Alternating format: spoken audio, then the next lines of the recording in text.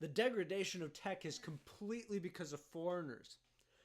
For once, my catch line is not actually just completely bait.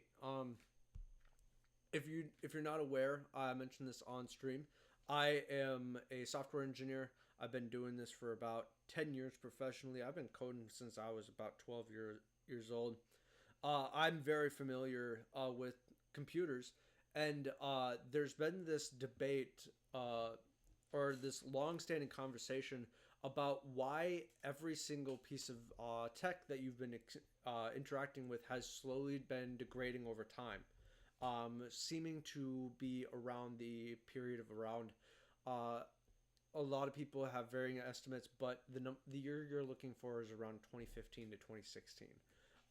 That is the actual year you're looking for, and I can explain that later.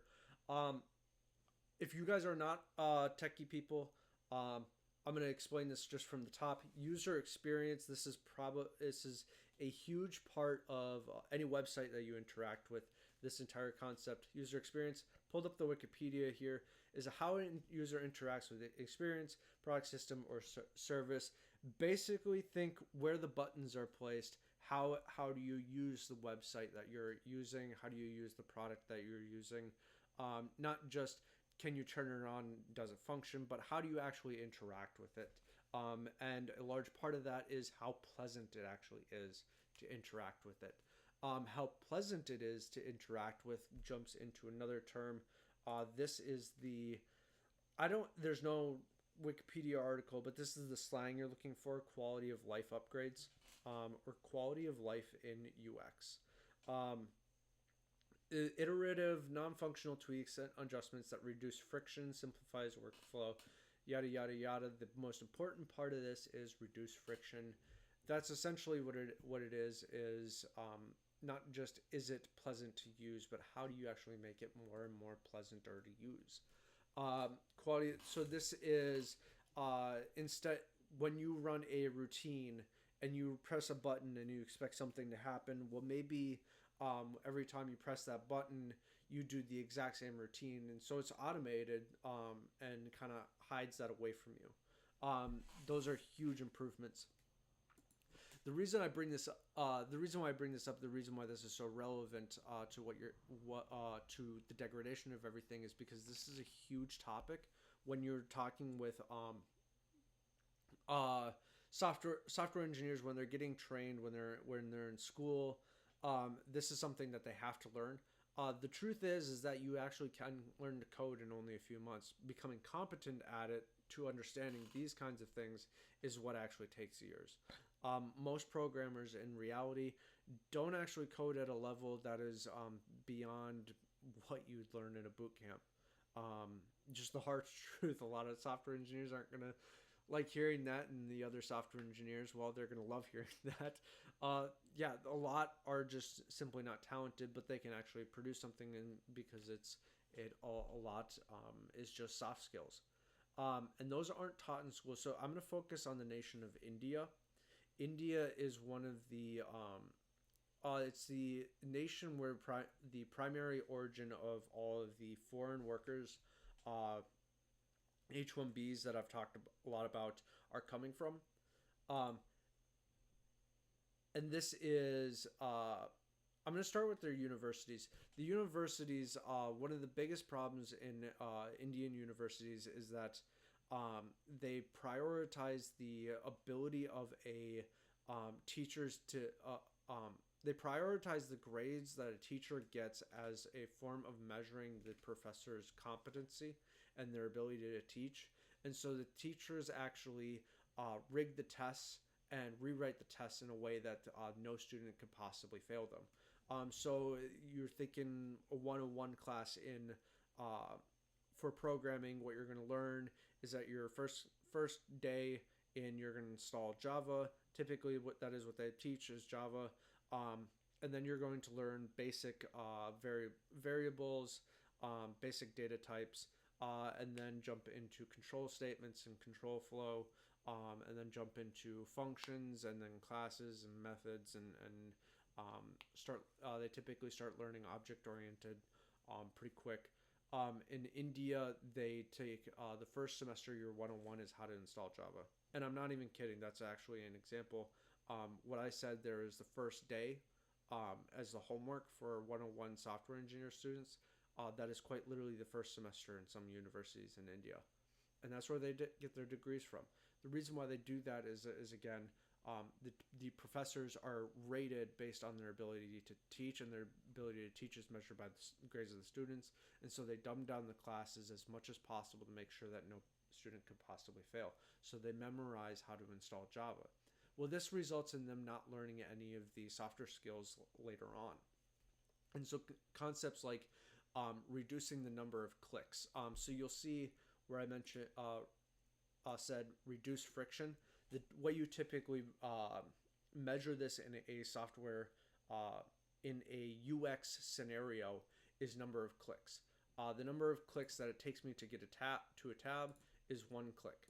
The number of clicks that it takes me to get to a link, if I go to Brave, I don't know, Wikipedia, it took me 1 click to hit the bar there, and it took me 2 clicks to get to Wikipedia. And so the usability of Brave is around 1 click to get to any link. These kinds of concepts are not taught. And so this starts to build friction because the reality that you're not seeing, maybe not really not seeing, but what's being hidden behind the scenes is lots and lots of tricks. So I've got a bunch of tabs up here. I want to show you the most common tricks that you'll see on websites that you can go through. Pretty much any website you see today, and you'll actually see pretty much any good website will be exploiting this to an insane degree. So if I say I've got Brave, Google, and DuckDuckGo here, 3 search engines, and I want you to look. Oh crap! Well, I probably could have done. Okay, so I fucked up there. Okay, well, if I go to Google, the search bar is in the center. DuckDuckGo, search bar in the center. I went to the wrong link in Brave, so that's on me. But you'll see this search bar is in the center. And I'm not going to click it and type any letters because I'll type P and you'll see my search history. But that's what let's go to the next example here. We got University of Cambridge.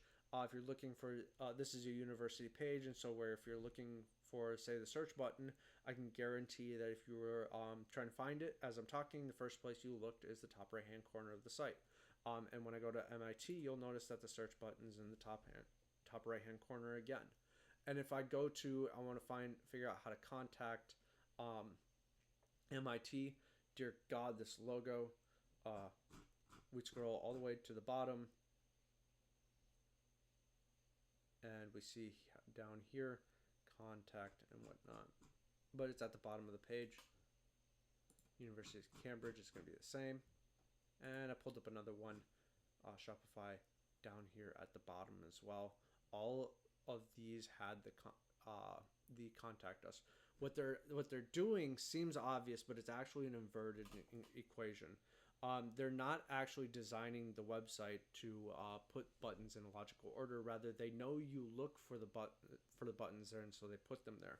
And this is actually the reason why I brought up Google, and this is because Google is the actual origination of this phenomenon, and why people do this practice is because Google created the search bar in the center of the page, and everyone else wanted, every time you went to a website and tried to search something, it put the search bar in the center of the page to copy Google. And so now everyone looks in the search bar in the center of the page, and now we measure, people go to a website and they look for the search bar in the same spot. So if I go to, what's a good website?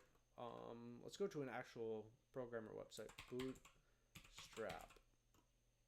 The search is going to be in the top center, and I'm going to be able to, yep, there we go. Right off the bat. So lots of these tricks are being actually pulled on you as you search through pretty much any website. As you go navigate any app, any website, they're all doing the same things, trying to make their website easier for you to use. Where this ties back in is if you don't know to do this perform this phenomenon, it stops happening. And so this is where you're start. So going back to this reducing friction, the phenomenon you've been seeing is friction. Suddenly, the same apps that you've been using for a long time are simply harder to use. They're awkward to use. Everything seems to work, but you just don't enjoy using it anymore. I can almost guarantee that's the phenomenon. I'm not actually pulling any trick. Well, I'm pulling a little bit of tricks there. I know the answer because I know that's actually what's been going on. This is what's happening behind the scenes. Is that trying to explain these concepts to a lot of immigrants from primarily India is like talking to a brick wall. Um, Put a button there, not because it's logical, but because that's where someone looks, and then they fight you on it. And now you're seeing that your app that you're trying to use, you're looking for something, and it's just not. It's not where you predicted it would be. It's off in a weird spot. I mean, I've been complaining about this with Rumble of all places. It's just not smooth. This is what's happening is that your websites aren't smooth. They're not easy to use. They're confusing. Everything seems to work, but it just isn't enjoyable. This is why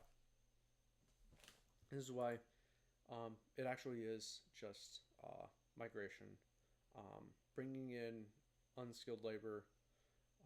The unskilled labor, they look like they know what they're doing from the outside, but they don't know what you're doing, and now you're getting hurt by it. You're getting hurt by the apps you use, the things you use every single day. Um, they're not designed to be usable by you. They're designed to be used by a developer, and now you can't use it. Um, this is just something I'm passionate about. Part of why I'm starting talking on it. So I hope you liked my um, explanation around what's going on. Um, Hit that button. Hit that. Yes, hit that button. You know the one. The like button, subscribe button, whatever you're looking at. Just smash it till your mouse breaks. Catch you all later.